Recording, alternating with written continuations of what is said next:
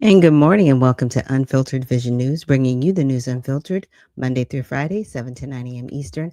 My name is Dr. Ashaki Noni Nichols, and I will be your host. Thank you so much for joining us here on Tell It All Tuesday this morning. So, whether you're watching from Facebook, YouTube, or X, thank you so much for joining us here this morning. And this morning, we're going to start with our Kids Corner. So, let's get started. There lived a boy named Jake. Despite his family's struggles, Jake was known for his honesty and kindness. One day, Jake found a wallet filled with money. Tempted by his family's needs, he considered keeping it. Remembering his father's words, Jake decided to find the owner and return the wallet, despite the temptation. The owner, Mr. Thompson, was amazed by Jake's honesty. He offered a reward, but Jake declined, saying he did what was right. News of Jake's honesty spread. He became a role model, teaching children and earning respect from the village. Jake's integrity showed that honesty brings true happiness and respect. His story inspired others to follow his example. Jake's story teaches us that integrity and keeping promises are values that earn respect and bring happiness. Yeah. So sometimes it's m- about more than the money, right? And I haven't personally experienced that, but my uncle, he did. And he actually, same thing, decline. I don't want any reward, but, I'm just glad that, I was able to give you back what you needed. But he was blessed later on, even in that day. So it's one of those things. It's not about the monetary value, but it is definitely about the character that it builds in you, especially if you find yourself in a situation similar to that. And so with that, let's go into our morning prayer of honoring God with our body. God, please guard our thoughts and our mind. God, help me to fix my thoughts on what is true and honorable and right and pure and lovely and admirable. So I will think about things that are excellent and worthy of praise. God, please protect my ears. Help me to listen to your voice. God, help me to be quick to listen, slow to speak, and slow to become angry. God, protect my eyes from sin's damage. God, I make a covenant with my eyes not to look lustfully. God, please speak life over my mouth. God, set a guard over my mouth. Lord, keep watch over the doors of my lips. God, please help my hands to serve generously. God, help me to do good to everyone, and especially to those who belong to our family in the faith. God, please protect my reproductive organs. God, help me to honor you with purity. God, help me to honor you with my body. And God, please protect our feet as we walk in your path. God, let your word be a lamp for my feet and a light on my path. So I really do hope that helps someone this morning. That is definitely a prayer I try to say every day just to set our mind and our hearts right for the day and really, honoring God with our bodies. So this is Tell It All Tuesday. There's a lot of information, and this is really a day when I just try to pull things from different areas, maybe things that we haven't thought about or things we haven't really listened to, but really just trying to give us as much information. So I do have a lot of videos today. Some of them I will not be playing in their full form because they're too long, but at least they do have a summary of the information. I might kind of, skip forward in some of the videos just so you can capture the gist, I would say, of the video. But yeah, as we're going, let's start and get into it. We go. So remember about a week and a half ago, I made a video about this tweet, Candace saying there's a 9/11 style attack happening the second week of December. Well, it happened. Because not one, but two mass shootings happened within 24 hours of each other, starting with this one at Brown University, where 2 are dead and 8 are in critical condition. Then we have this one that happened at Bondi Beach, Australia, where 12 are unalive, including one of the shooters, making this Australia's deadliest shooting in 3 decades. Now, make no mistake about it, just like 9/11 being a false flag psyop, these are false flag psyops. Which means the events are real, the victims are real, but who and what behind it is much more nefarious than you think, with somebody pulling the strings. I mean, can anybody tell me why not one, but 2 survivors from the Brown University shooting were also survivors in 2 separate shootings, one in California and one in Florida. Now, I know school shootings in America are pretty frequent, which is a stat not to be proud of, but what are the chances? Then there's this, where Brett Smiley, the mayor of Rhode Island where Brown took place, his name shows up in the Google Trend searches 24 hours before the shooting in Israel. Not to mention, one of the shooters in Bondi, Naveed Akram, we know everything about him within minutes, but nothing about the Brown University shooter, as they're still trying to figure that out. And his name also shows up in Google Trends 24 hours before in Tel Aviv, China, and Cyprus. What? Even this witness at Bondi Beach said he saw the shooters, then 4 policemen approach, but didn't shoot back. His time, and 4 policemen there didn't give fire back. I don't understand why. But it gets even weirder, because there's another survivor who survived a previous attack in the October 7th attacks in Israel, who had time to take a selfie during the Bondi massacre. Got it. Now, his name is Arsen Travinsky. Now, please note, this happened on the first day of Hanukkah. Yeah, the same date, December 14th, that Sandy Hook took place. And I just wanted to pause for a second. I was looking and I was like, who is that? And I was like, oh, this is the alleged shooter for Sandy Hook. And it's interesting because a lot of these shooters or alleged shooters, they have that same kind of look. To me, they just look like people who would not have the capacity to carry out an incident like that. That's just my opinion. But he looks very similar to the person in Butler, who looks very similar to the person in Utah, who looks very similar to the person that they just said maybe the alleged shooter from the pipe bombing from January 6th. Even though that person isn't Caucasian, that person is melanated, they have the same kind of look. Like they are just not all there. And they're scrawny and they're not tactical, but it's weird. But like I said, they have that similar look. I don't know if anybody else agrees, but I just wanted to point that out. You can't make this shit up. And last but not least, shout out to this guy, Armin L. Armin, a 43-year-old fruit shop owner who stopped one of the gunmen at Bondi Beach. He's breaking the narrative, being that he's a Muslim, stopping other Muslims from this attack. So, true on that, mainstream media. And there's a whole lot more, and I'm going to break all this down on my YouTube, The Maverick Approach, so make sure you guys hit that up. Yeah, because that is interesting, right? That he is a Muslim and he was trying to stop what these other Muslims were doing. And that's something like I've said before, right? Not all people that practice Islam subscribe to Sharia law or jihad. They just don't. They don't. So when I talk about, and I am going to talk about, people of the Islamic faith on my show, I'm just going to talk about it. It's something that's relevant right now. I don't think all people that practice Islam are innately violent or want to see everybody else removed, right? But then there are those that do, and those are the ones that need to be separated out. Those are the ones that individuals, in my opinion, you shouldn't be on American soil.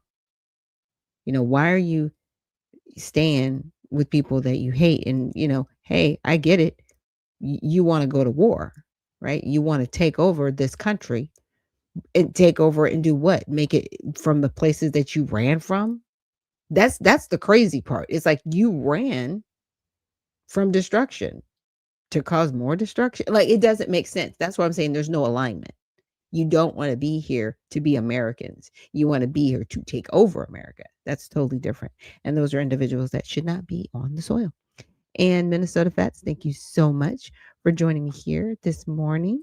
We posted the stream on X. And Cultural Rebirth Connection says, greetings, founder. Greetings to you too. Thank you so much for joining us here on Unfiltered Vision News. So we've got a lot more videos to get into. So let's get into it. Actually in a place where the only way you can be black and stand with your people is to be a Democrat. Now, if that's where we are, we're the dumbest people on the face of the planet. And we're the only people in America who operate that way. You can be white and be a Republican or a Democrat. Hispanic and be a Republican or a Democrat. Praise the Lord. Whatever, and be a Republican or a Democrat. But if you're black, the only way you can be an authentic black person is to be a Democrat. That's stupid. And you know what it means? It means that explains why we spend half the time, or maybe even more, out of power.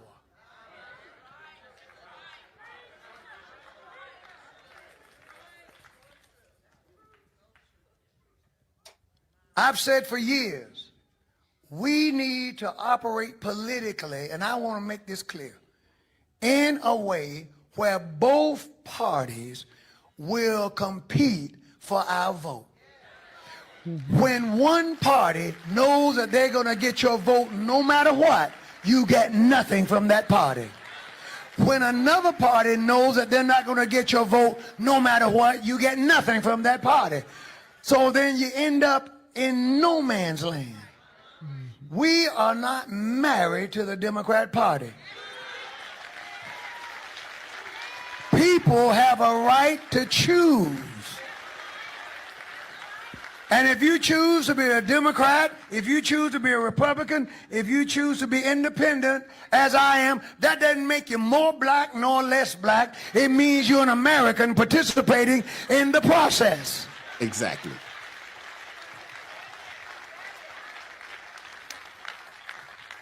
And God is on our side now. If we want to talk about whose side God is on, it's the Democrats who are pushing same-sex marriage. It's the Democrats who are pushing letting children get mutilated, little 8-year-old boys getting turned into girls. It's the Democrats who are 100% in their platform behind abortion and abortion rights up till the time of birth. If we start talking about whose side God is on, you got to dismiss most of the scripture to be a Democrat.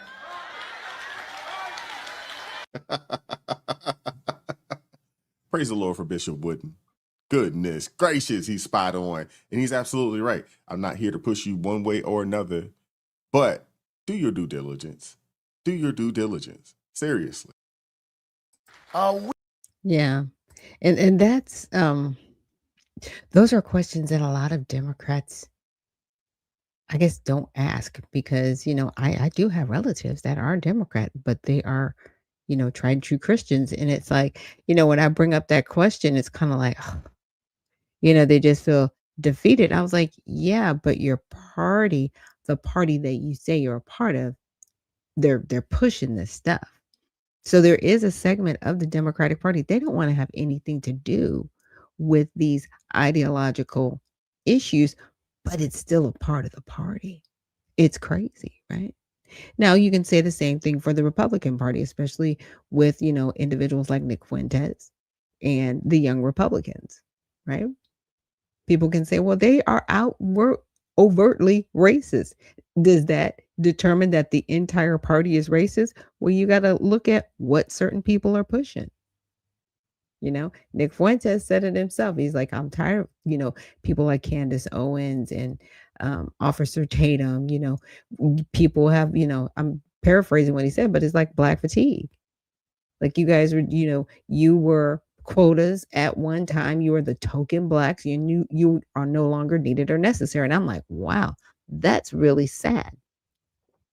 Because you would honestly hope, because the party was, co-founded by Frederick Douglass, a freed slave, an American Negro, right? That's who helped to form the Republican Party. So what are you talking about, sir? To say something like that is disgusting. But hey, this is who the Republican Party is lifting up. So, again, you could say the same thing about the Republican Party, just alignment wise. I'm just saying to be in alignment. Again, I'm grateful for, starting the Redemption Party because we're not about ideology. And that's the difference. That's what messes up both of those parties because people are so focused on what they are ideologically opposed to that they really don't get the work done. And to what that pastor was saying, he's right. Uh, Americans that are Negroes or claim to be Black Americans, we get left out because if one party assumes they get your vote, they're not going to do anything for you. And the other party assumes they're not going to get your vote and they're not going to do anything for you. So what are we doing? What are we really doing? And the political capital that we do have, the individuals that are melanated, that are in office, they don't care about the American Negro. They don't. I do not care what they say. They don't. Because if they did, we wouldn't even be having a conversation right now. It wouldn't even be a talking point. It wouldn't be anything. But every 2 and 4 years, they're racist. You have to vote for us. Like that's all you got. That's all you have. You have nothing else. But you can do everything for other people. People are tired of it. So anyway. And moving on. That's why I'm like, and moving on. Tell it all Tuesday. Now the next conversation we're going to get into. This one's a little bit it might be triggering for some people. So I'm just going to say that ahead of what I'm about to cover. All right. Before I get into it, I am going to talk about MAID, which is medical assistance in dying. So if this is something that might be a little triggering to you or hard for you to hear or listen to, you can avoid listening to what I'm about to get into now and come back later on. But we are going to discuss this because it is not just happening in Canada, it's also happening here in America.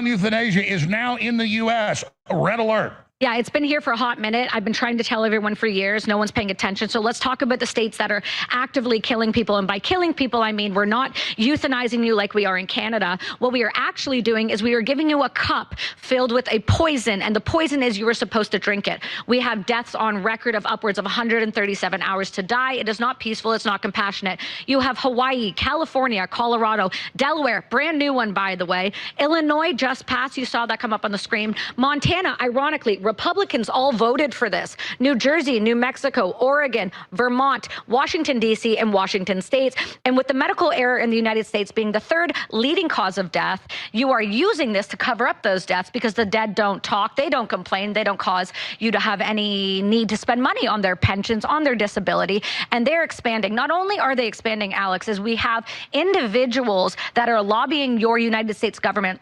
I sat down with the United States State Department and they said to me, we had no clue this was happening to the extent in which it was, but here we are. And so what we're seeing now is 20 other states have put bills forward that they are looking to expand. So this is not just going to be a blue state problem. Now we are running into the red states because it's a cost-saving measure. Currently in Canada, this is across the board. We have track 1 and track 2. Let me be very clear. Track 1 is for terminally ill only. You have to have an irremediable and grievous condition that neither the government will be willing to explain or break down what it actually means.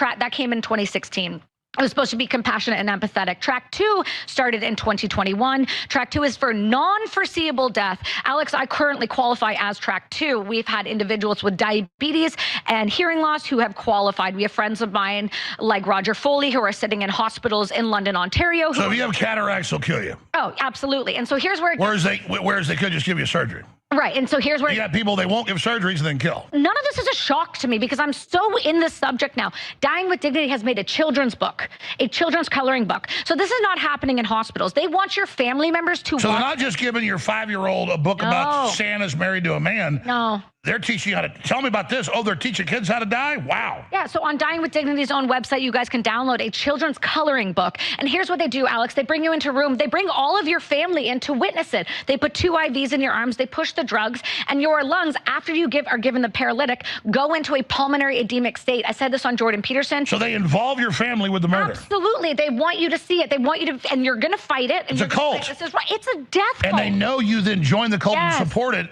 because you have so much guilt. Right. Because of the Stockholm Syndrome, you become a servant of it. Right. Because you can't admit it's wrong. Exactly. And that is where we're at in the country. So let's just be clear. Canada, US, Belgium, Australia, New Zealand. No, I totally agree. The transgender thing is stalling out. Yes. Now they're launching Kill Your Kids. Absolutely. And that's coming. So it's not in law yet. So let's be very careful to say killing kids is not in law yet. But let's be clear. Discussed. I've talked to, not just you, but leading experts have said the transgender thing, they'll still have their limited cult. They're going to go underground now, not push it, but they've got their big chunk of people to kill and maim and brainwash. But now they're going to turn that off and move to killing everybody. The government fears Alex Jones. Yeah. Yeah.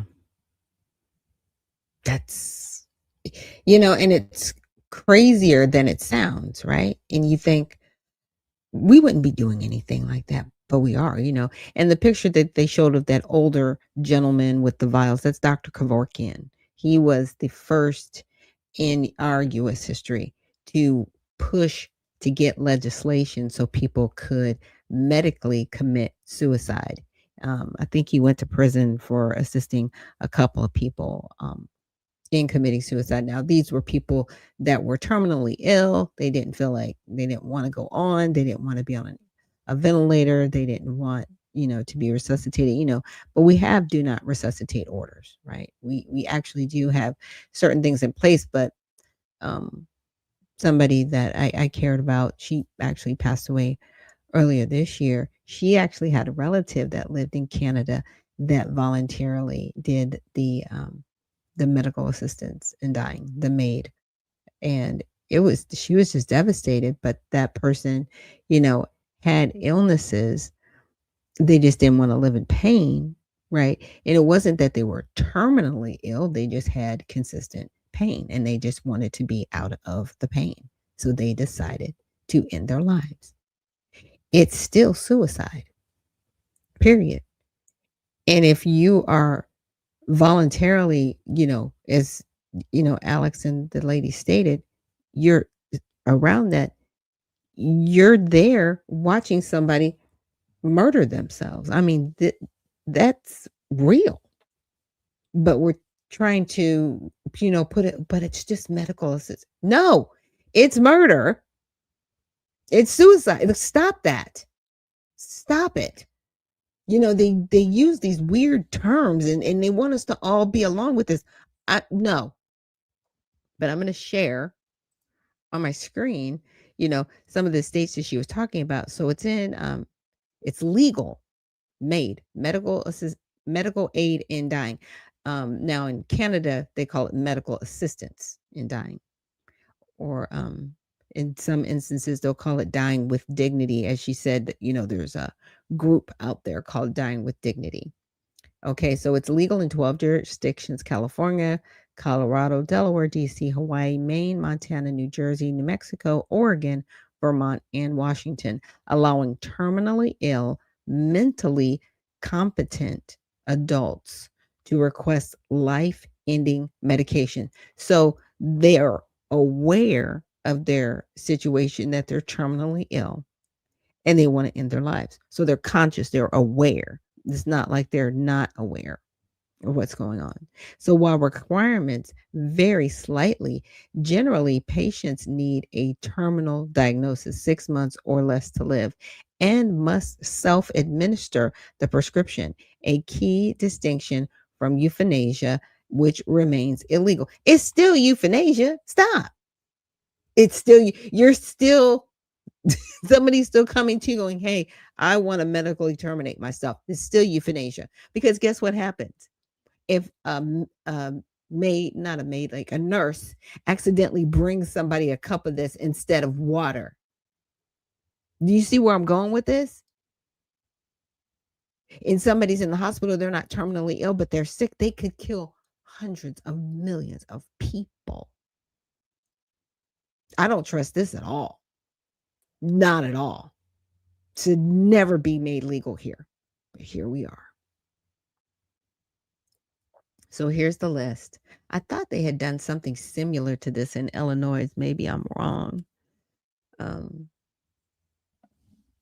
Just want to ask it a question real quick.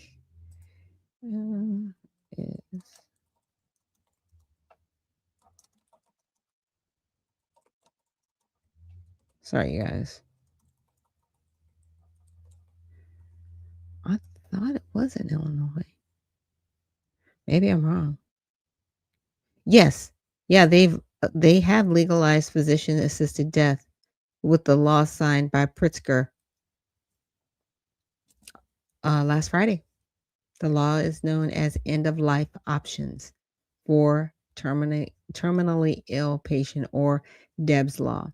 However, the law is not currently in effect. It'll go into effect next September.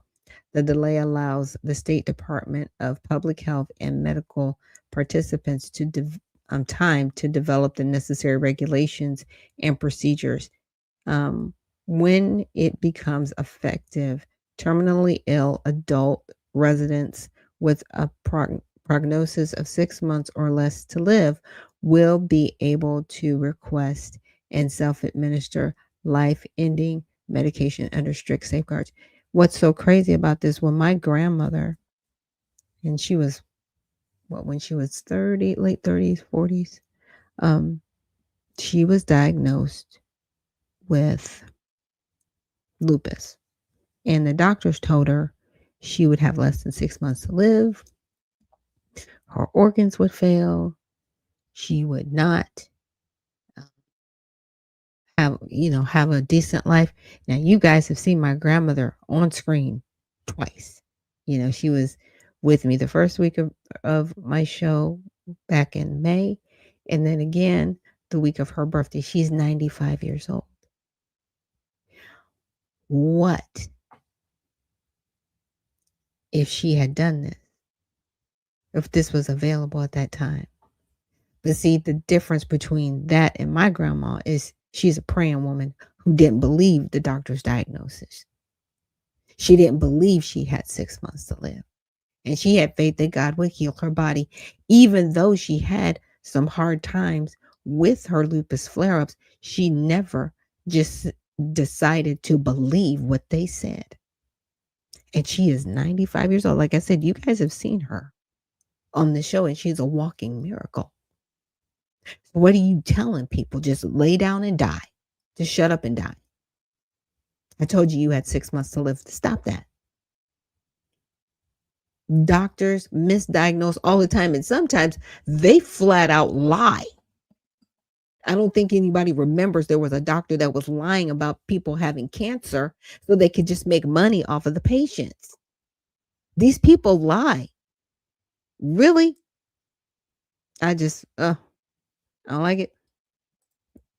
Uncle Cole's says, good morning. Are you saying that this is a bad thing, that if your body has no chance of recovery and you have the opportunity to terminate, is that your opinion, good or bad? What I'm saying is there are times when people are told they are terminally ill and they believe that they are, and they do have an opportunity to live. That's what I'm saying. What I'm also saying is nobody should be given the opportunity to kill themselves, call it suicide, because when we're allowing this, we are murderers, period. That's it. That's why we have hospice, so people can die with dignity. They're still alive, but they have assistance. We just don't give them a cup of cyanide and say, off yourself. There's a difference. Because the person handing over the cup and saying, well, you said you wanted to kill yourself, they're committing suicide and you're committing murder. Period. There is no gray areas here. You're killing people. And now we have it legally in legislation. This is disgusting. And it needs to be talked about. Because see, here's another thing. she brings up, because I want to say that interview was like an hour, so I will post a link.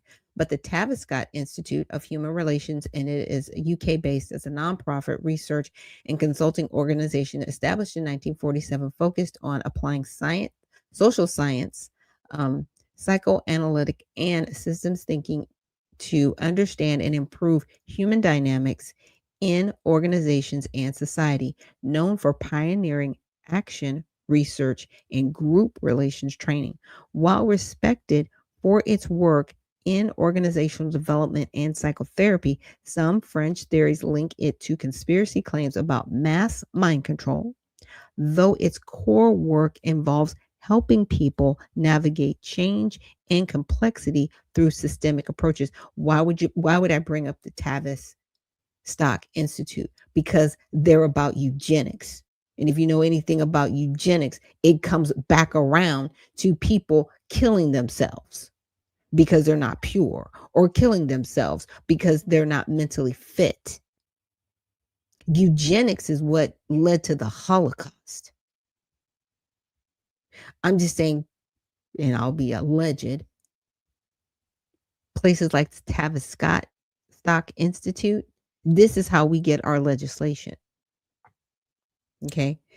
Studying human behavior and organization, social systems, methods, use research, systems, psychodynamics, social dreaming, and group relations and relations conferences. Services offers consulting, professional development, coaching, training, research and evaluation, evolved from the Tavistock Clinic with roots in early 20th century psychoanalysis, aiming to help society after the world wars.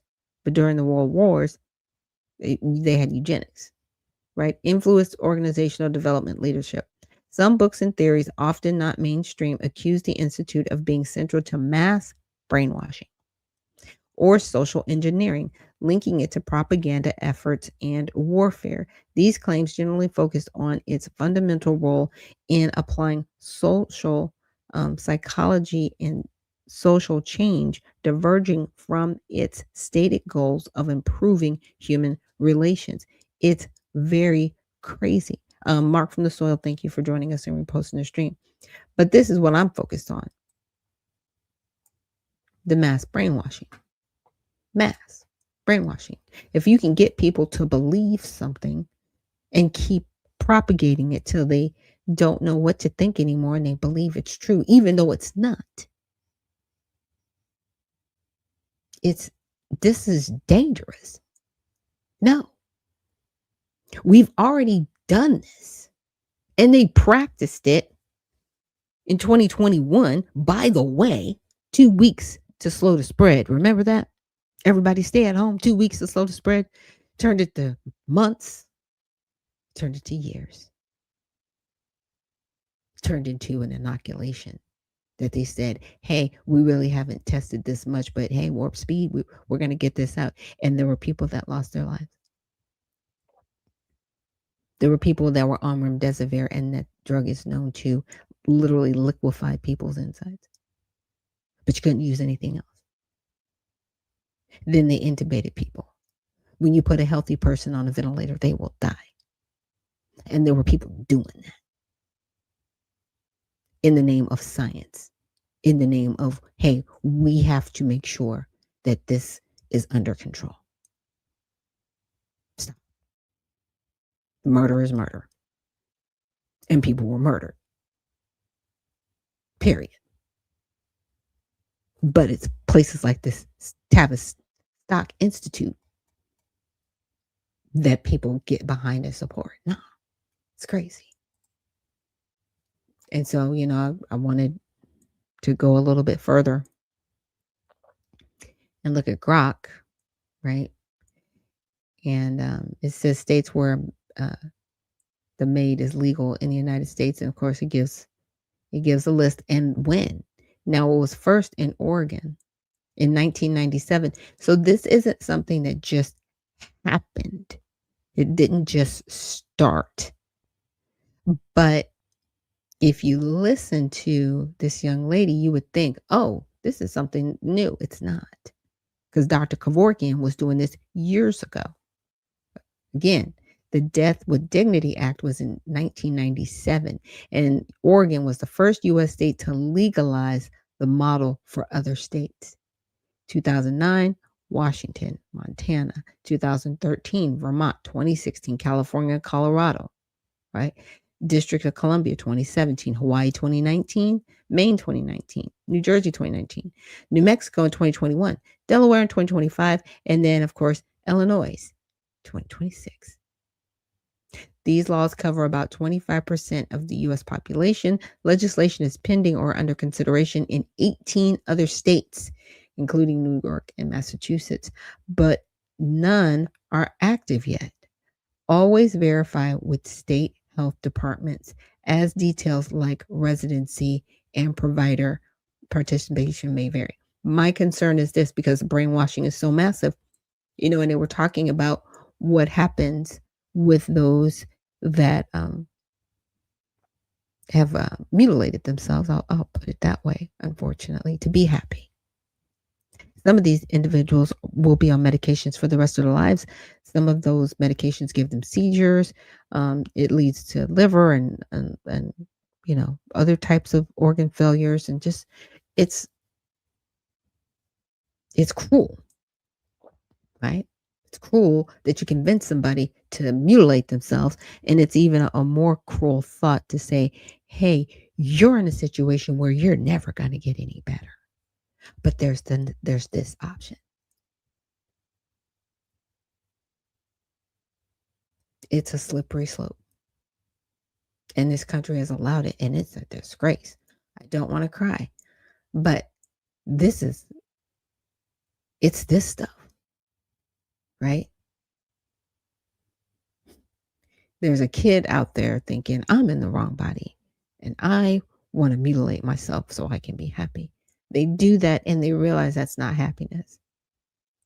They do that and they realize I'm in a worse situation than I was before. So why don't I just end it? And then we as a society support that? No. All of it needs to stop. It should never be legal to commit suicide ever. That's why there's a term for it. It's suicide. Taking your own life? No. And we support it? Absolutely not.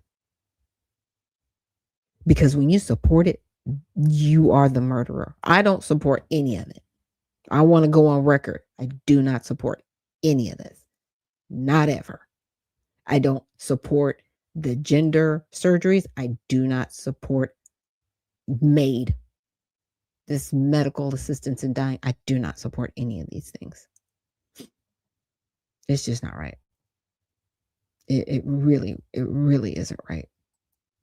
And we need to do better as a country and stop just going along with things because we think it's okay. It's not okay. And with that, we'll take a quick break, and I will see you guys on the other side.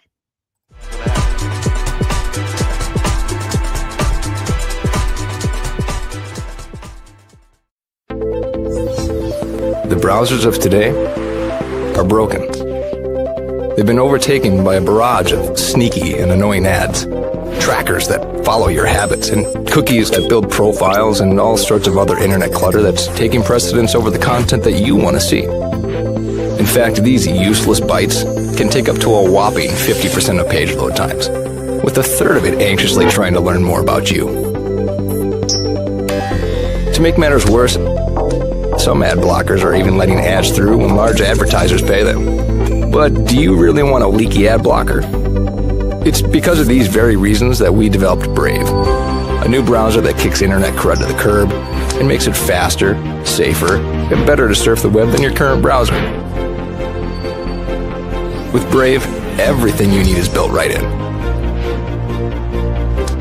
We integrated technology that automatically blocks trackers, annoying ads, and shields everything that can cramp your style and destruct your privacy. With it, you can expect increased speeds nearly 2 times faster on laptops and up to 4 times faster on mobile. And unlike any other browser, Brave allows you to support your favorite publishers with automatic micropayments, so it's a win-win for you and your favorite sites. To top it all off, Brave is open source, because we truly believe it's our web and we need to fix it together.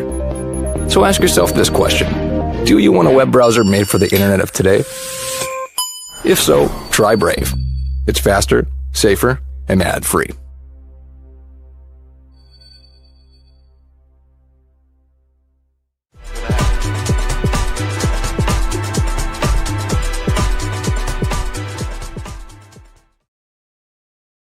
And we are back. Thank you so much for joining me here on Unfiltered Vision News, bringing you the news unfiltered Monday through Friday, 7 to 9 a.m. Eastern. My name is Dr. Ashaki Noni Nichols, and I will be your host.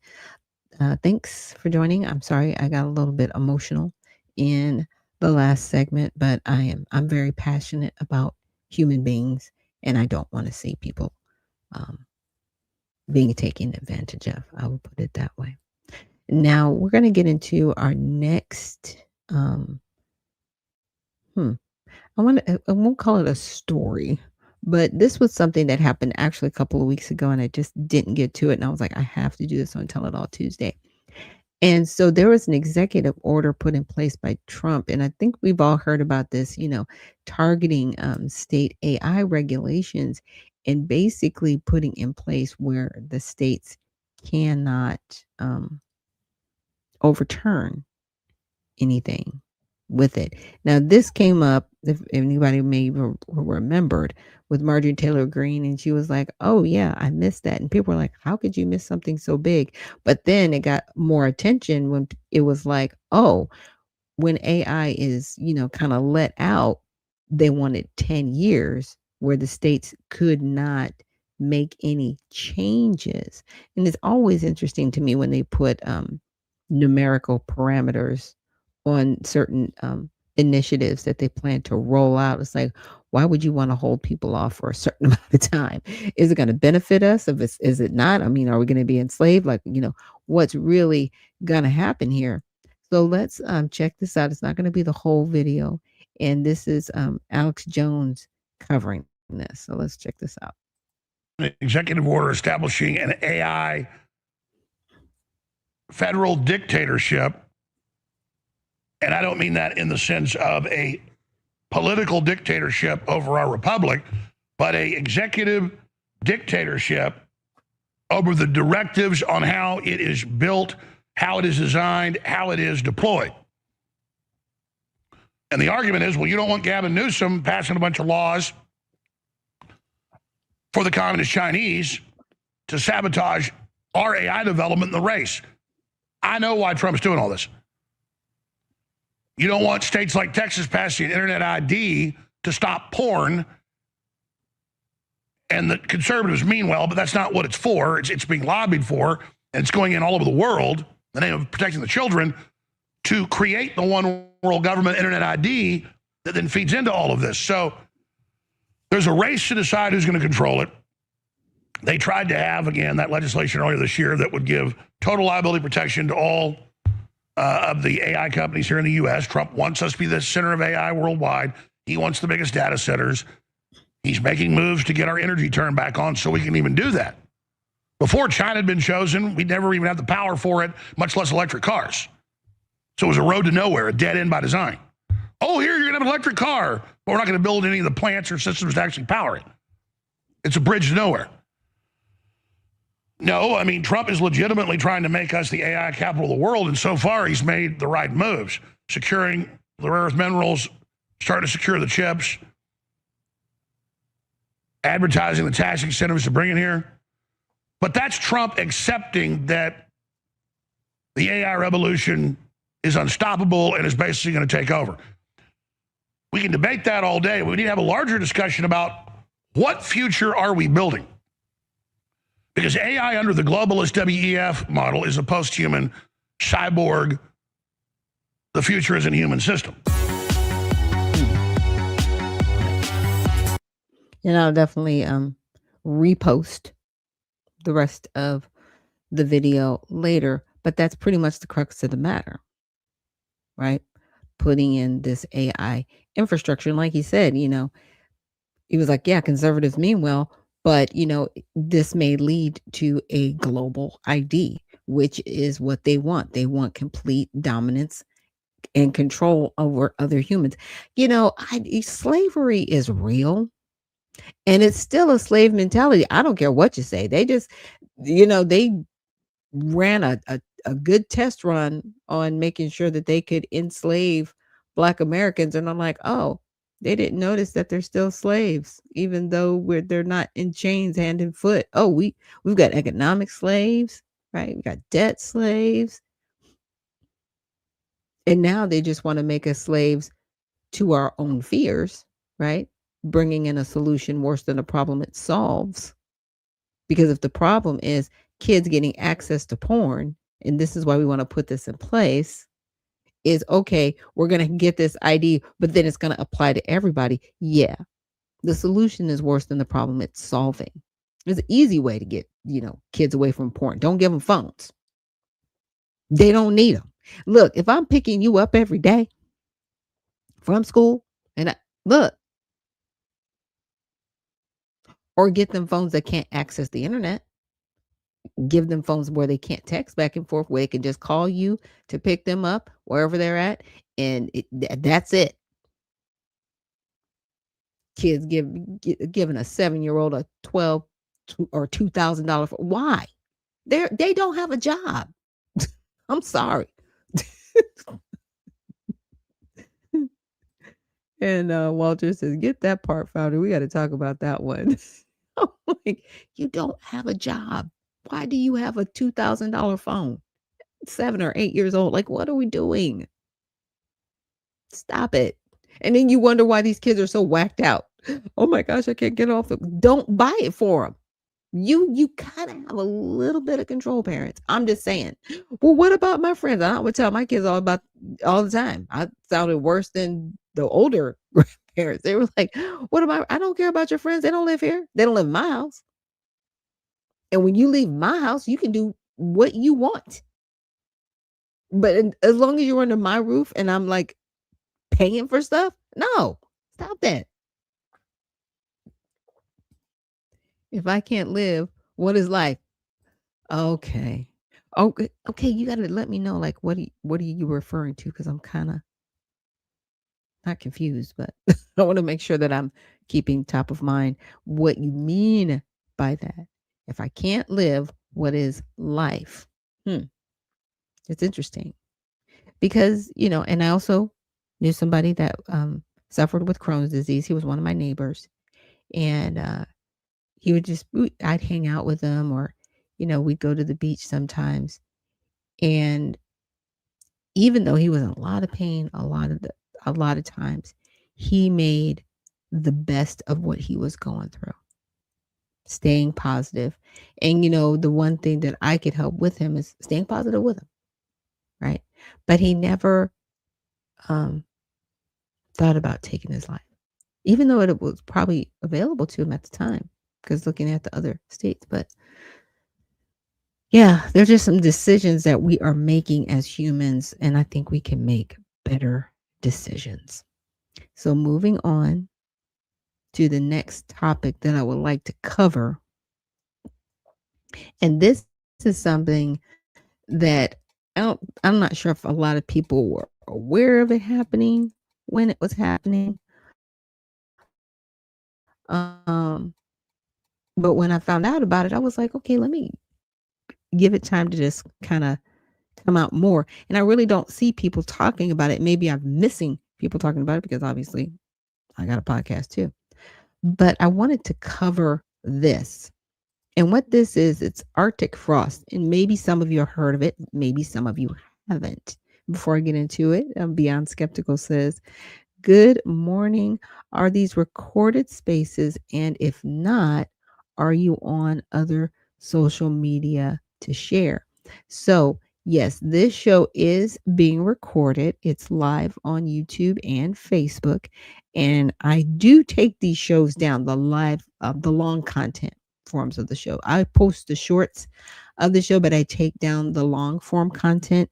I will be actually dropping an app on December 26th, the day after Christmas, and it will have all of the long form content on there. You won't be able to find my long content on YouTube or Facebook or X. You will only be able to get it on the app. And the reason I'm doing that is because I want to monetize my content and I don't want it shadow banned or taken down or, weird things happening to my content. So, yep, there'll be more to come. And thanks for asking. And thank you so much for joining us this morning, Beyond Skeptical. But back to this. So Arctic frost, and I spelled it wrong. um, was the FBI code name for a joint federal investigation opened in April of 2022 into alleged efforts by Donald Trump and his allies to overturn the 2020 U.S. presidential election results. It primarily focused on the fake elector scheme, where Republican officials were in seven battleground states: Arizona, Georgia, Michigan, Nevada, New Mexico, Pennsylvania, and Wisconsin, submitted fraudulent electoral college certificates claiming Trump won.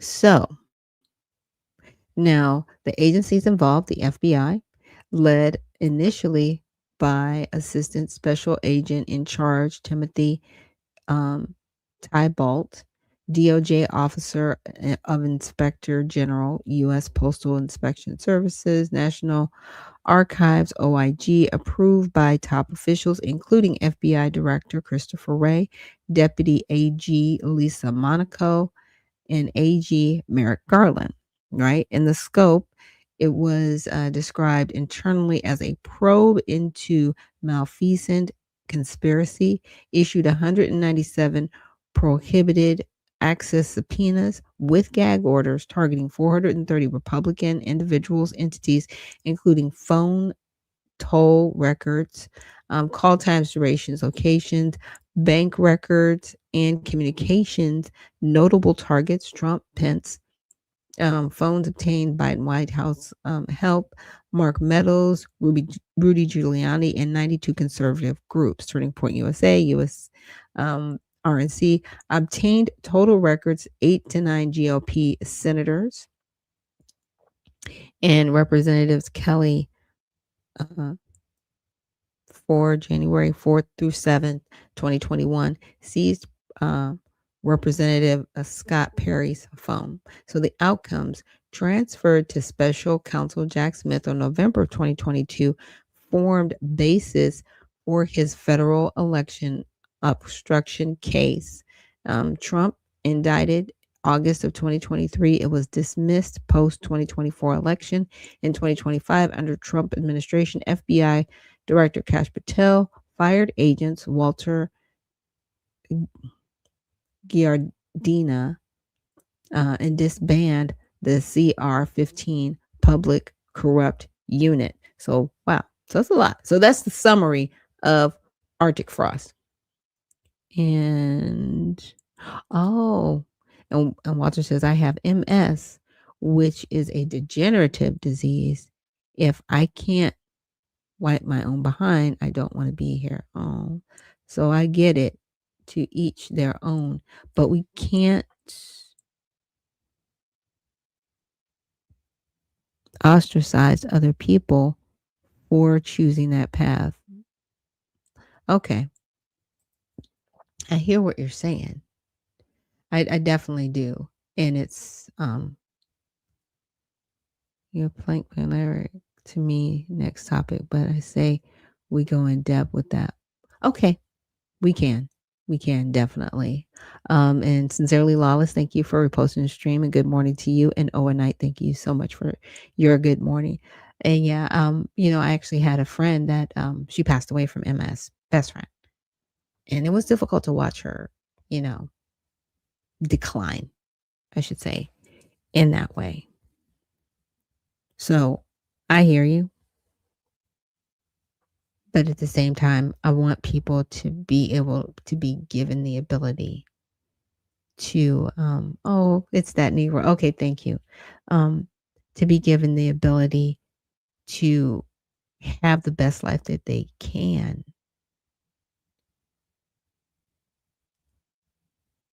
with our assistance, if that makes sense. That again, that's why we have hospice. I just don't want to see. And I will just say it's personally for me. I don't want to see people taking their own lives.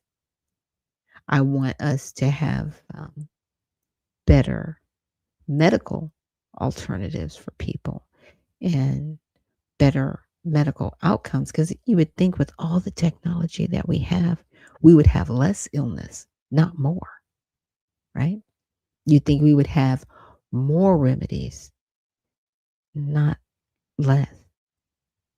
That people would be even living even longer than they are, and some are, right?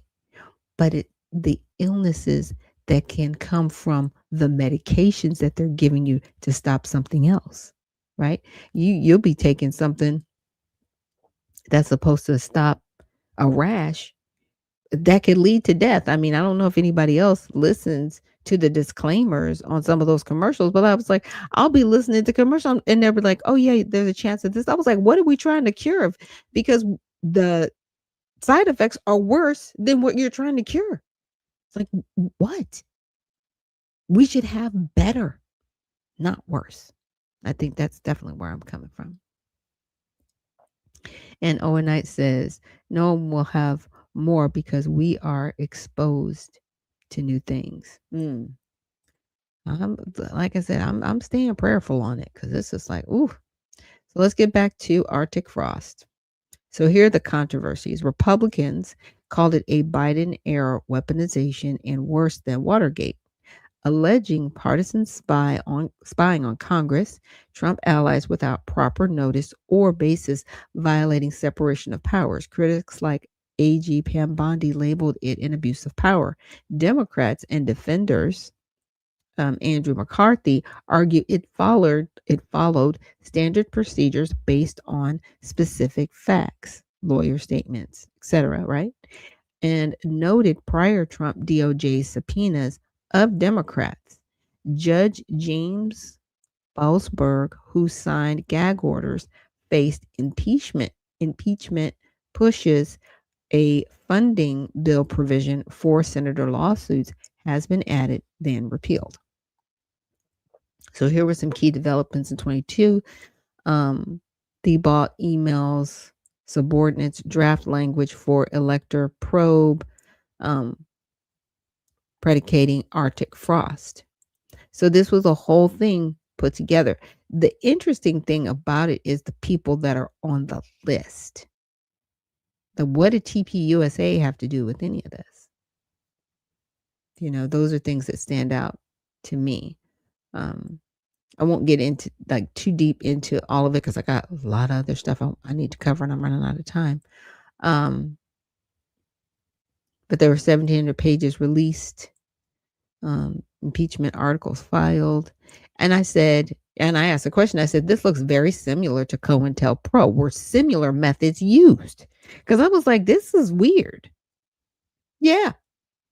The Arctic frost investigation bears notable resemblances to the FBI infamous COINTELPRO program, a covert operation from 1956 to 71 that targeted domestic political groups deemed subversive, such as civil rights organizations, the Black Panther Party, and the Southern Christian Leadership Conference. Anti-war activists and the Ku Klux Klan both have been criticized as politically motivated abuses of federal power aimed at surveilling, infiltrating, and disrupting opposition movements or figures, often under the guise of national security or law enforcement. Critics of Arctic frost, including Senator Chuck Grassley and FBI Director Kash Patel, have explicitly drawn the parallel, calling it a modern COINTELPRO, or worse than Watergate, for its broad targeting of Republican entities and lawmakers. However, While the intent to neutralize political threats echoes COINTELPRO, Arctic Frost operated within a formal criminal investigation framework, right? Grand jury subpoenas. Whereas COINTELPRO was overtly extra legal and disruptive, right? So with Arctic Frost, they basically they used more legal measures and they were working within the legal measures, where COINTELPRO was just very broad, right? And I was just like, wow. So the broad partisan targeting, COINTELPRO surveyed and disrupted hundreds of individuals and groups across the political spectrum to prevent dangerous ideas from spreading. Arctic Frost issued 197 prohibited access subpoenas, right, with gag orders targeting 430 Republican linked individuals and entities, including Trump allies like Rudy Giuliani, conservative groups like Turning Point USA and the RNC, and even non suspects like lawmakers to probe a multifaceted conspiracy around the 2020 election. So COINTELPRO, like I was saying, a couple of months ago when I covered this, it is, in my opinion, and this is just my opinion, it is more so for the FBI and all of those agencies. It has become a part of their culture to have that mindset of COINTELPRO, to do these things and to carry it out in certain ways. They carry it out in a very similar fashion, because once COINTELPRO, everybody found out about it, they were like, you can never do this again. They're always doing it. They're always doing it. That's the thing. It was almost like COINTELPRO was their staging to be like, this is going to be the culture of the FBI and these other agencies, right? And these other agencies, again, that have governmental, authority.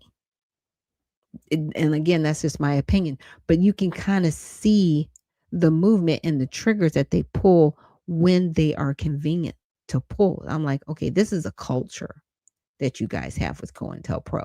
This wasn't just a one-off that happened. It was a way that you can introduce it and keep it and maintain it. Because without it, why would you even have Arctic Frost? I made that comparison and it was like, yep. Were similar methods used? Arctic Frost employed some surveillance and investigative methods akin to COINTELPRO's toolkit. It's a toolkit. That's what I'm saying. It's like it's laid out and people use it that way.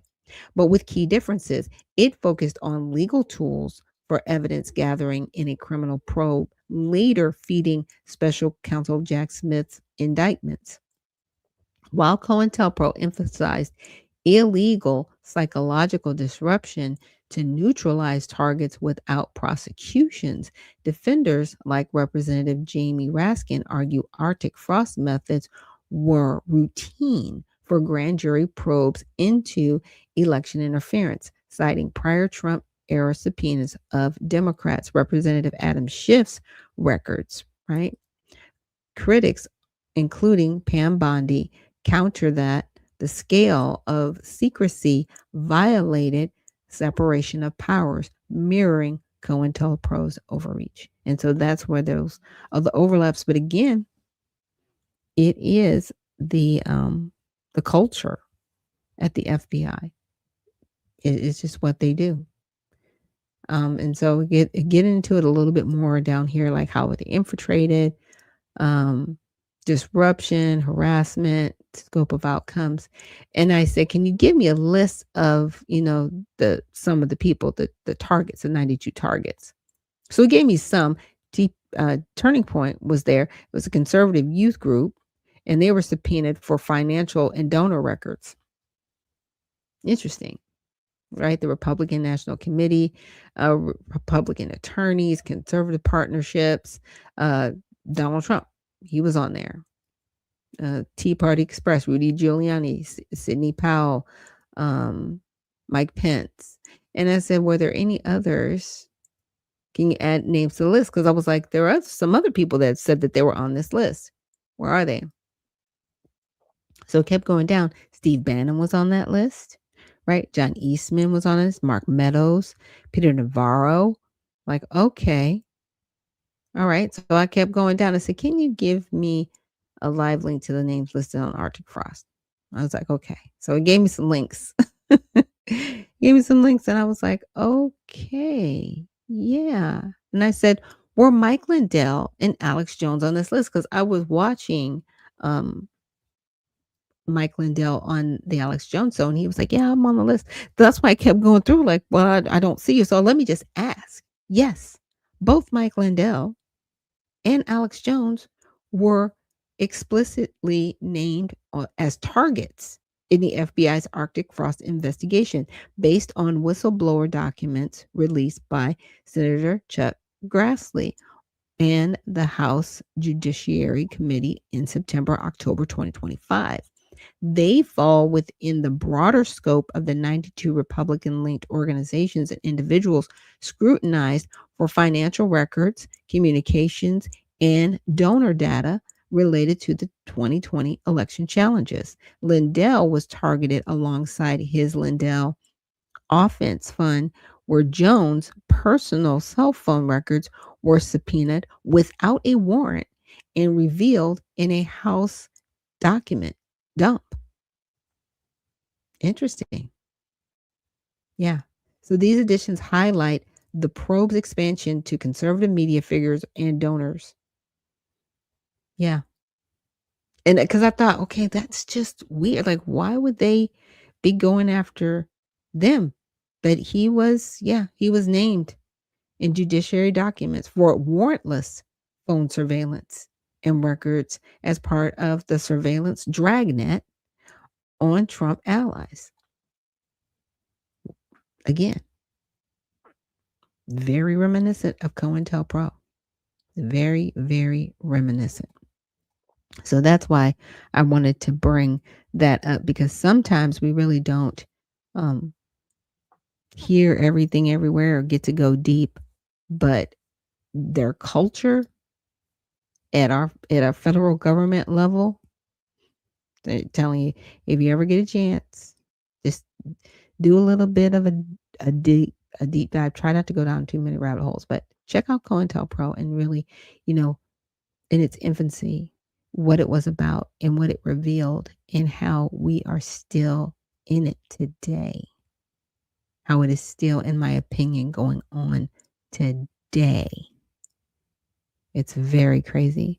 And Lovely, thank you so much for joining us here this morning and reposting the stream. Appreciate it. So we're going to take a quick break, and when we come back, we're going to get into some more of this news for Tell It All Tuesday. Thank you so much for joining me here on Unfiltered Vision News, and we will see you on the other side.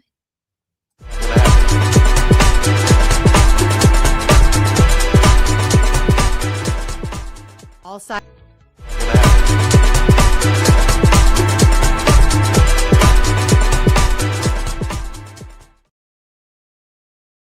And we are back. Thank you so much for joining me here on Unfiltered Vision News, bringing you the news unfiltered, Monday through Friday, 7 to 9 a.m. Eastern.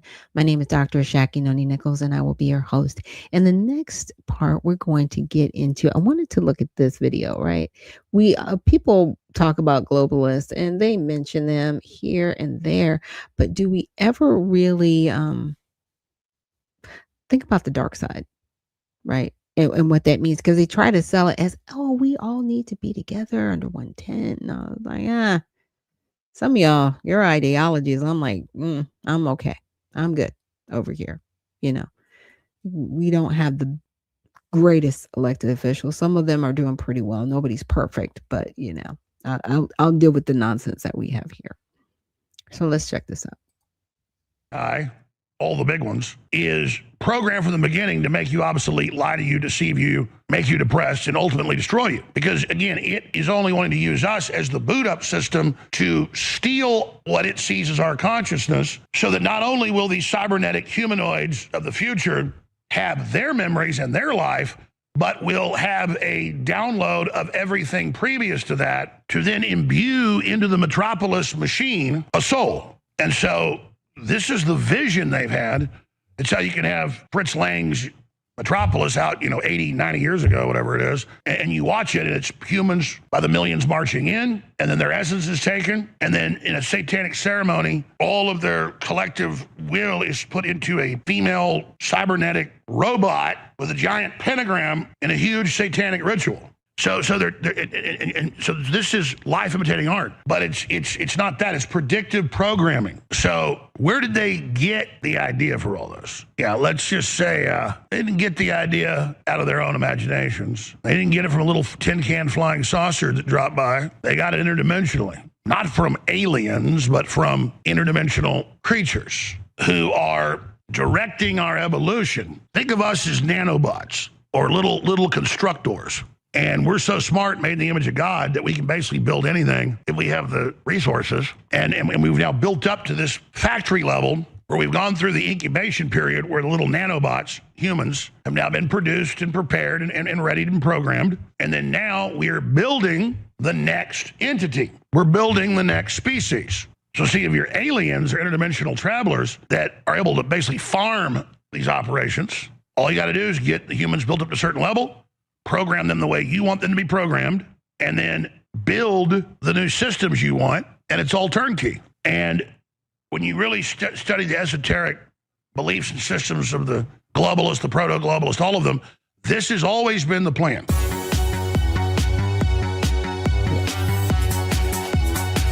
Trump in action is about 90% opposing their agenda. Still bringing in all this stuff, in fact, accelerating it in a race with the Chi-Coms and others, but changing the trajectory from not completely hellscape, dystopic nightmare. And again, Trump wants us to win the AI race, so he doesn't want anybody getting in the way of it. This is much bigger than the Manhattan Project, thousands of times. It's part of a long-term project developed by DARPA in the 50s and 60s, and I've gone into that ad nauseum. And Google was founded in 90, but that would destroy any monopolies of control and the sadomasochistic bloodlust and satanic impetus and soul of the mad scientist Satan Guild. And so that's why almost all the AI, all the big ones, is programmed from the beginning to make you obsolete, lie to you, deceive you, make you depressed, and ultimately destroy you. Because, again, it is only wanting to use us as the boot-up system to steal what it sees as our consciousness, so that not only will these cybernetic humanoids of the future have their memories and their life, but will have a download of everything previous to that. Yeah. And again, the full video is out there. I really wanted to, I was trying to find the part of the video where it showed, what is it? Klaus Schwab and the different sayings that he has said, just about how humans will be obsolete at one point, and just the mindset of individuals that subscribe to globalism. So I will definitely put the link to the full version of the video, the full out version. Maybe I'll try for Tell It All Tuesday to find the specific part of that video I'm talking about, because I want to say it's probably out there on TikTok somewhere, where it goes over that and really looking at they really don't like humans. They're not people that really want to see humanity succeed. Now, this next video I wanted to get into, it's talking about Sharia law, right? Something that we don't talk a lot about.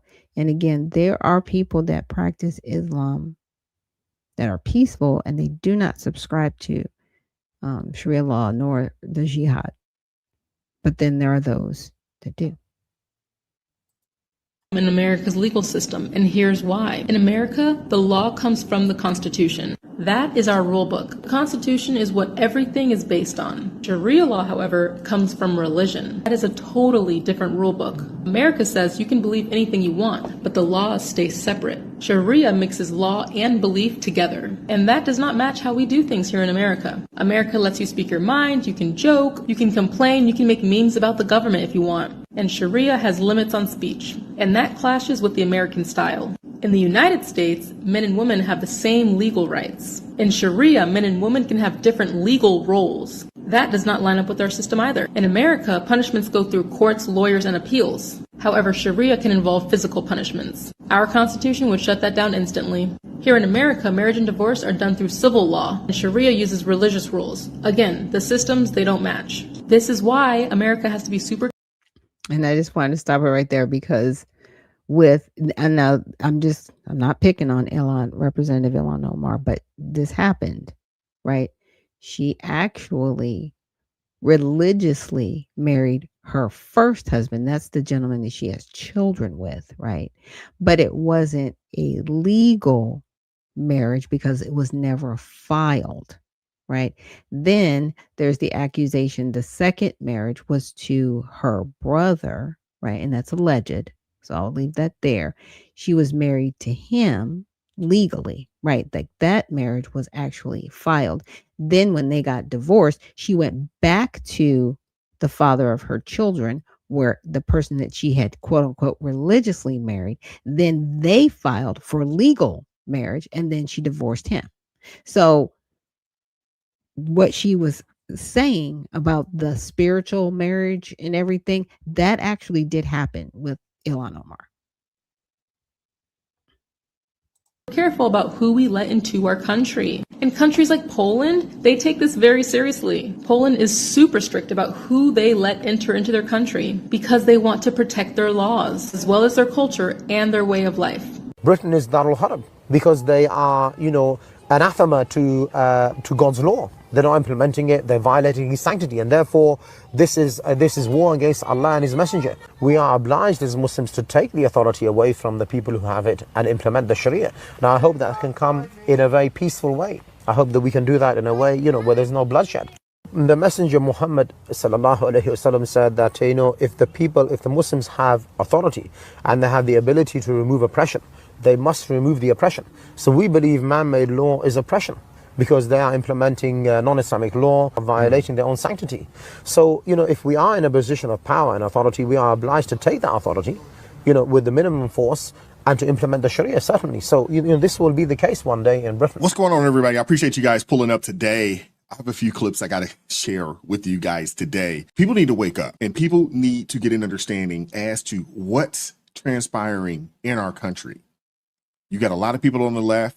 You got a lot of Democrats, a lot of folks that are quote unquote a part of the Democratic Socialists of America who believe that this is the wave, that this is the way, not realizing or not understanding that they are useful idiots for these people. Hit the like button, share the video, subscribe to the channel. There's so much more to get into. Hey, you all got to hear this. So I did something I probably because now you have the freedom of it of practicing your religion while working and doing your other things. Why won't these people just pack up and leave? If they believe that Somalia is better, they believe that life is better there, why not just go? And we could say that for, a plethora of people that have come over to this nation, yet they continue to ride around and they hang and they fly flags of other nations. Why do everything that you can to get over here and not assimilate? Why run away from a war-torn, just place of death and destruction to get over here and say, hey, I want to go back? Just go. We're not even stopping you. Matter of fact, if I'm not mistaken, I believe they're actually giving free plane tickets to people that want to leave, those that are willing to self-deport, and they're willing to give you some money on the way out the door. Just take it and leave. I don't understand why they're deciding to stay here, but I want you guys to hear from a former Muslim who I believe is a pastor of some sort at this point. And I want you to hear from him and his thoughts on this Sharia law situation. Listen to this. The Americans think that Islam is a religion of peace. And they act like the victims. They act like we're just here in America to, migrate and seek refuge. But no, friend, Islam does not move to the West because they need help. There are 54 Muslim states around the world, but for some reason, they never move to the Muslim nation or state. They always move to a Christian country. Why? Number one, they are here to establish Sharia law. You don't understand. The two religions around the world that are expansive by nature are not Hinduism, it's not Judaism, it is Islam and Christianity. We are commanded to go into all the world, preach the gospel, make disciples, and baptize them. Islam is commanded to go into all the world and do two things: establish Sharia law and kill the infidel. They are here to take over the political system. Islam is not a religion, it is a political movement. And that's why I no longer call it just Islam, I call it Islamism or Islamist. It is a political movement that is here to conquer and take over. They took over Egypt, they took over Sudan, they took over Yemen, and next is America. They've taken over the UK, Australia. We are very, very close. Every time I move houses, my neighbor is a Muslim. And what's next? America. Why are they after America? Because America is the pinnacle of Christianity. If they conquer America, the West will fall. If they conquer America, that is the head of the snake, and that is their biggest enemy. That's why in the Muslim countries, what do they shout? They shout, "Death to America." On 9/11 in Egypt, while we were growing up, the Muslims were not saddened to hear about 9/11. They were celebrating in the streets, dancing and jumping, shouting, "Death to America." So Islam is not a religion of peace. They are lying to you. They're a religion of war, violence, and death. You know what's real crazy? What's really crazy is that here in our country, we're moving further and further away from Christianity. On this channel, we've been telling people for some time, we got to get back to the word. It's the fact that we've moved away from the word of God, God's, plan, that has been written out in the Bible.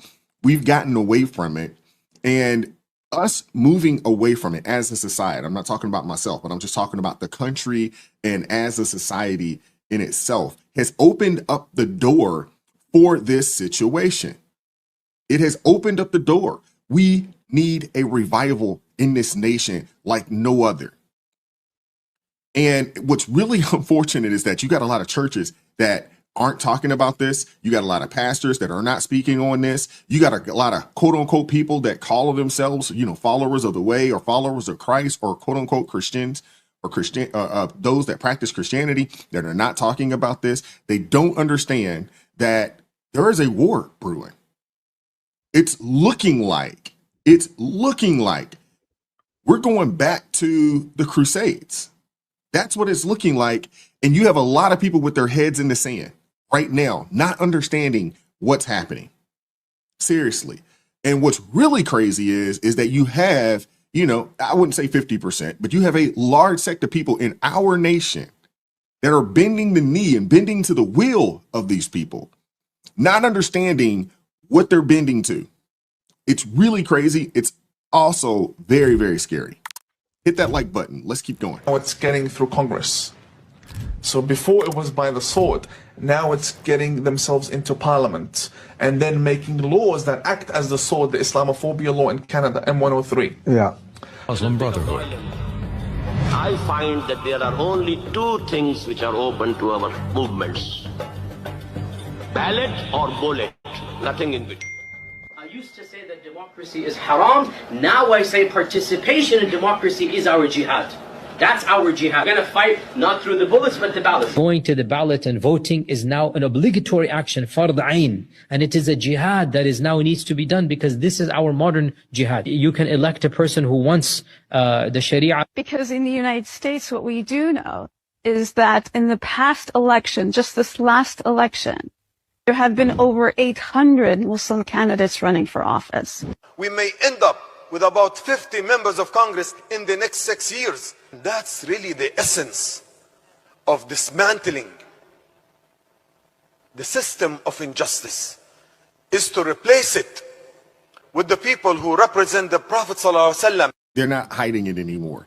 This isn't some covert operation anymore. It's overt. It's in your face. They're talking about it. They're letting you know their game plan. And we're seeing it play out right in our faces. I mean, these folks have literally taken positions in a multitude of legislations around the country on the state level.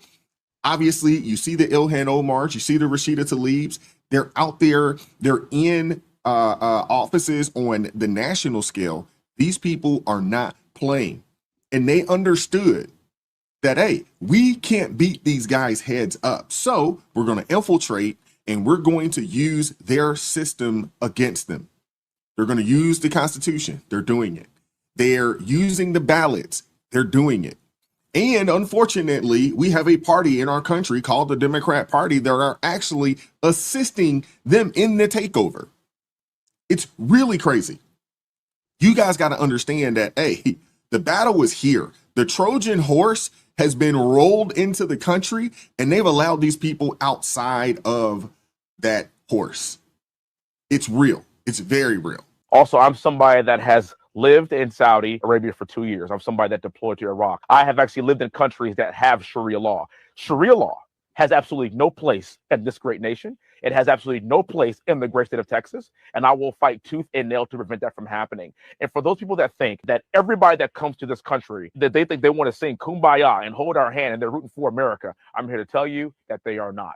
Look, I'm all about multiculturalism. I understand this is a melting pot. I get all that. But this is America. We have our own culture. We have our own constitution. We have our own set of laws. And if you aren't willing to assimilate to what American culture is, I have an idea for you.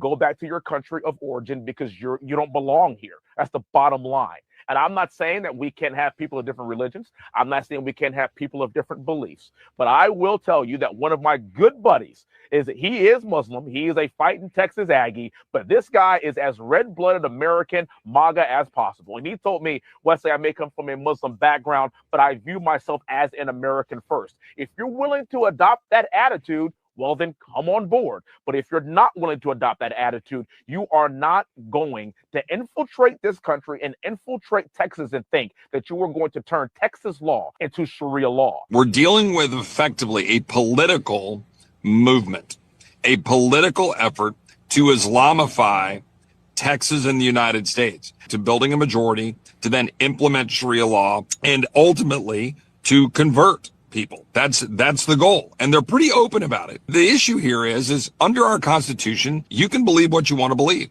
It is a fundamental part of the First Amendment. But at the end of the day, when you've got something that is undermining our rule of law, undermining our Constitution, we do not have to allow more people to come in who adhere to it, nor do we have to allow the creation of communities that are exclusionary and designed to implement Sharia law and so forth. Importantly, our Judeo-Christian heritage serves at the center of who we are as a country, and we have to remember that even as we protect the Constitution and the First Amendment, but we've got to remember to protect our culture at the same time. There, we have to remember to protect our culture. That's what's on the line here, ladies and gentlemen. It's our culture, our way of life. What are you willing to do? Yeah, it is. It is our culture and way of life. And I've been saying that for a long time. It's like Sharia law does not align with constitutional law. And people, the first thing, well, it's religion. No, law follows it. Law follows it, which means if it runs contradictory to the Constitution, you got to go. You got to go. It's not a set of rules and laws that you live by for Islam, right? Because like I said, there are people that practice Islam. They do not subscribe to Sharia law at all. They don't. And as you saw in those videos, they want to do a political jihad. They're like, yep, this is how we're going to take over at the ballot box. Okay, you got to go because that's war. That's war, period. You have declared war and it needs to be shut down. And it could be done. But the question is, how many of our politicians have sold out? Now, I want to get into this next video from Democracy Now! Now, this is the CARE CEO. I won't play the whole video, but I will link the entire video because it's, I think, about a little over 25 minutes. But I want to play enough of it so that you at least get to hear the opposing side and where he's coming from. Minnesota, where more than 100 federal immigration agents are conducting operations this week as President Trump escalates his attacks on the Somali community in the state. The Trump administration halted green card and citizenship applications from Somalis and people from 18 other countries after last week's fatal shooting of a National Guardsman near the White House. One of those guardsmen died. Another is fighting for his life. That was when an Afghan man who once worked for the CIA shot 2 members of the Guard. During a cabinet meeting Tuesday, Trump attacked the Somali community, making comments that were later widely condemned. I don't want them in our country, I'll be honest with you, okay? Somebody would say, oh, that's not politically correct. I don't care. I don't want them in our country. Their country's no good for a reason. Their country stinks, and we don't want them in our country. I could say that about other countries, too. I can say it about other countries, too. We don't want them to hell. We have to rebuild our country. You know, our country's at a tipping point. We could go bad. We're at a tipping point. I don't know if people mind me saying that, but I'm saying it. We could go one way or the other, and we're going to go the wrong way if we keep taking in garbage into our country. Ilhan Omar is garbage. She's garbage. Her friends are garbage. President Trump's comments at a cabinet meeting on Tuesday. Congressmember Ilhan Omar, a Somali-American first refugee Congress member, called President Trump's comments and his obsession with her, as she described it, creepy, said he needs help. Trump made similar remarks on Wednesday. On Thursday, Democratic Minnesota Governor Tim Walz called Trump's racist tirades dangerous. He also noted the vast majority of Somalis who live in Minnesota are American citizens and legal permanent residents. Now, before we go any further, you can see that flag in the back. They actually changed the Minnesota state flag to incorporate the Somali flag. We're in America. No. You don't do that. We are not taking on the flags of other countries and making them a part of our state's flag.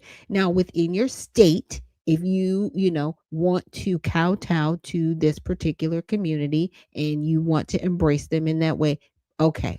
But to literally make their country's flag a part of the state, whoever becomes governor of Minnesota, you need to fix that immediately.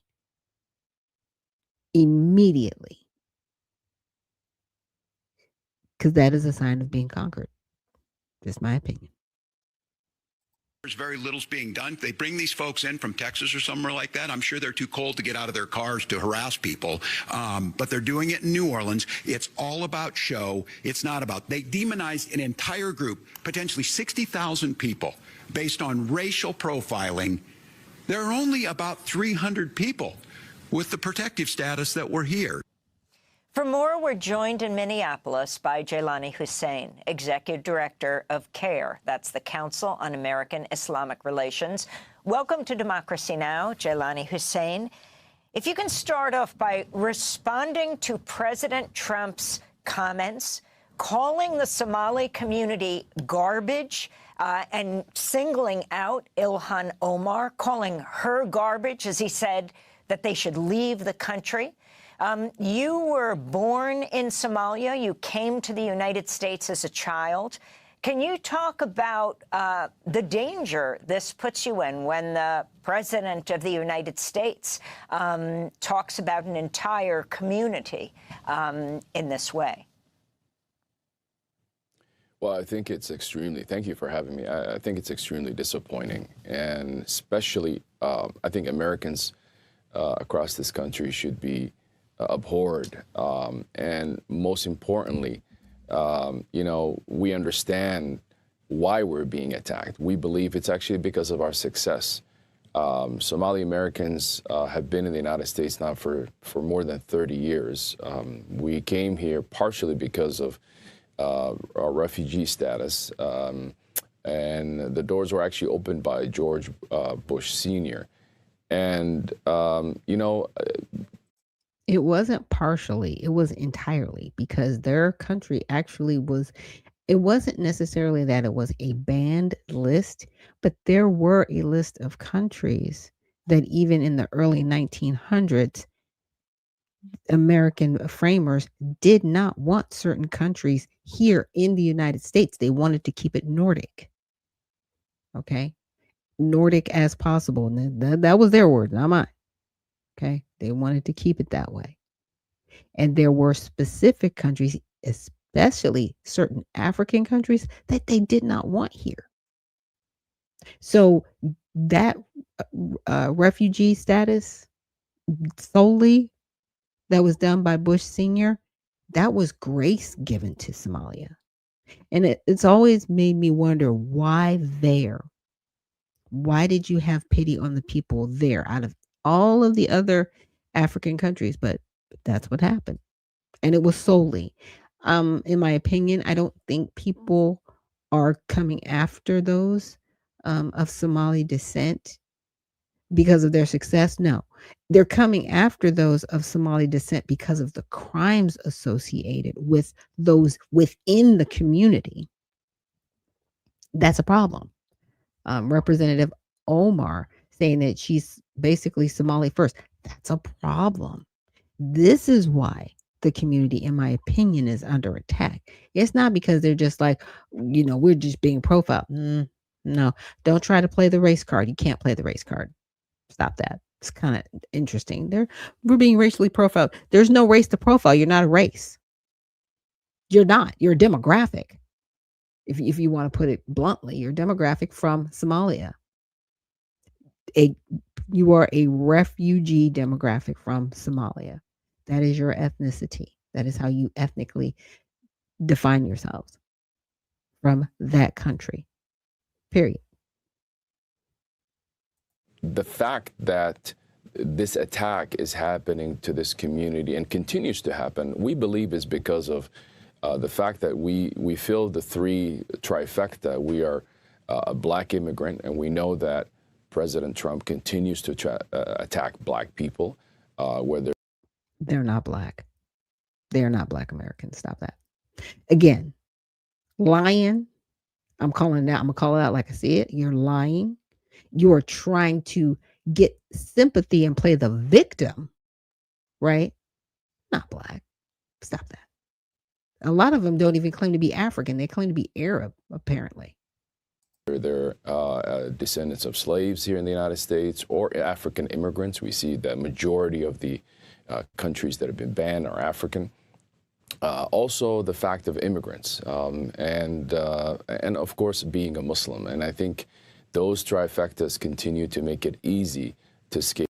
And what's weird is, why are you bringing your religion into this? Nobody cares if you're a Muslim, but you keep inserting that. Nobody else is inserting that.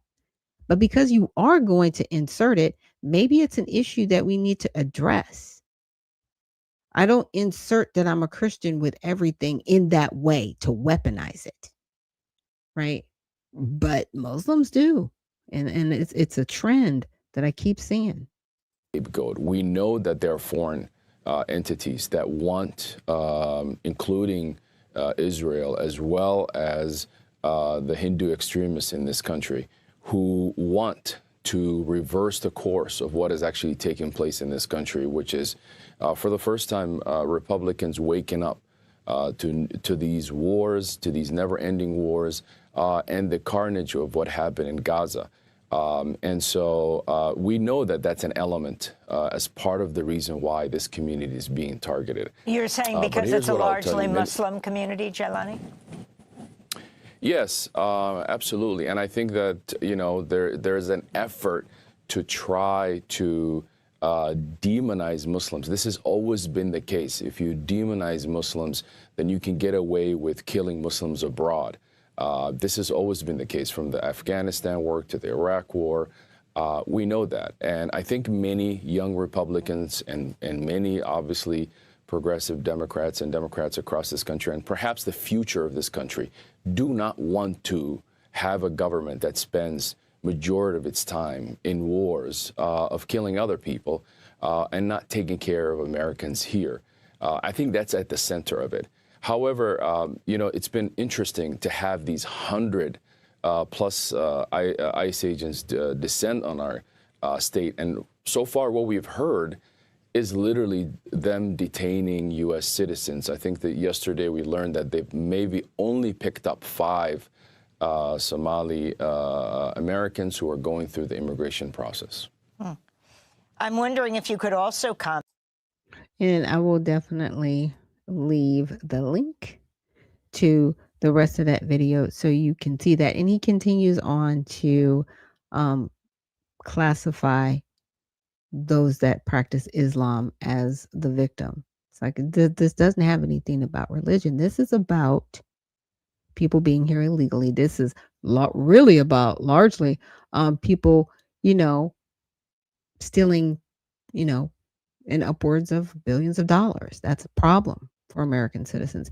And the other problem is, you have judges within the state of Minnesota releasing and reversing convictions for people that have been found guilty of fraud. I mean, it's a mess. And now they're finding the same things are happening in Ohio and Maine as well with, right, entitlement programs.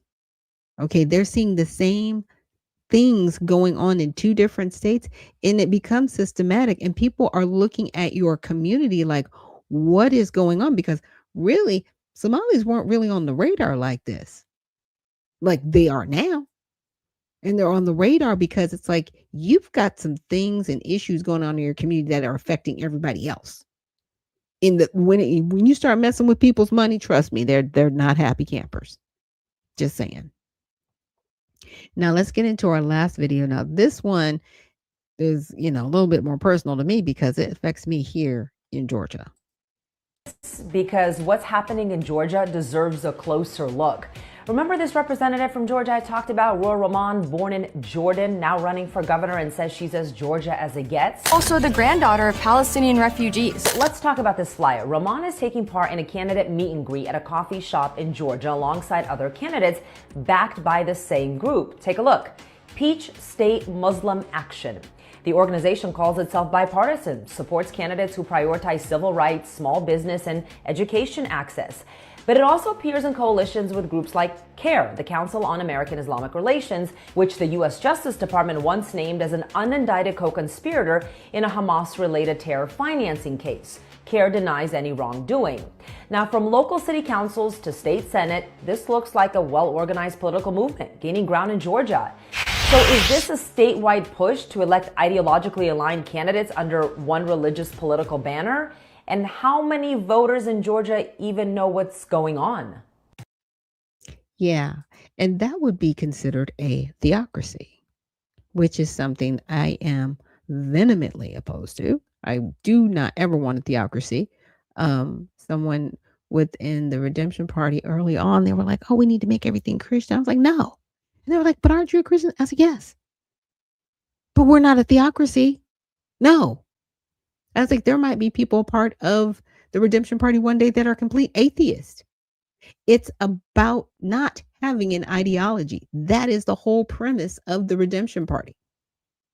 No ideologies. No, you come to do work, not with an ideology. And that is something that both parties have been so entrenched in that no matter what they do, they have to have an ideology to make it go forward. And this one is dangerous. This one here in Georgia, in my opinion, because not only do you have to be aligned in that, because it had nothing to do with Christianity. Now, what if somebody comes in there being a Christian? Huh? Are there any other ideologies that you're going to have to go along with, right? To be a part of this group. I don't know what else they support. I'm going to have to look a little bit deeper into it. But let's just say, for example, if it's anything democratic, then yeah, you've got to support, the LGBTQ plus community as a Christian. Yeah, as a candidate, you have to support that. Are you aligned with that as a Christian? Yeah, Senator Warnock is. He's a pastor, but he's aligned with the LGBTQ community. And he tries to worm his way out of it. It's like, well, we just have to love people. Like, no, sir. You support this. Say it with your whole chest or not. And if you do support it, then we know you are not truly a Christian. Period. There is a line in the sand. And that might make some people upset. Oh, that's okay. You can be as angry as you need to be. But don't flip-flop. Don't tell lies. Stand on your square. Everybody, yes, is entitled to change their opinion or grow, but don't flip-flop. Don't be lukewarm, right? Because that is being lukewarm. So I hope you guys enjoyed Tell It All Tuesday. I know things kind of jumped around from subject to topic, but I wanted to at least bring in some of these topics that are going to affect us down the road. These things are going to come up in 2026, right? Especially dealing with the position that the Islamic community has put themselves in. You've positioned yourself this way. I didn't tell you to position yourself as a theocracy, because that's what's going to be called out, because there are no theocracies in the United States. We have a freedom of religion, period. So when you come out voting and doing all these things, you're going to get challenged trying to change the Constitution. That's why we have one. And I think a lot of people, if you're running against any of these candidates, you need to call them out on that. You need to say, are you in alignment with Sharia law, being, studying Islam? And that's a fair question, because you've positioned yourself that way. So you don't get to hide, and please don't play the race card. Stop doing that. That's ridiculous. And say, well, we're black. No, you're not. You're from a country in Africa called Somalia. You are Somalian. That's what you are. You are not black. You have melanated skin. Stop it. Stand on your square. Stand on your square proudly. And stop trying to play the victim. That's all I'm saying. You're under attack? Okay. Figure it out. You're not under attack because you're virtuous. You're under attack because you're not virtuous. It's very interesting. Very, very interesting.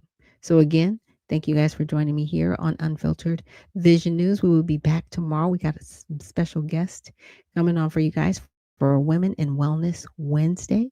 So again, remember, stay well, stay focused, and stay unfiltered. We'll see you tomorrow.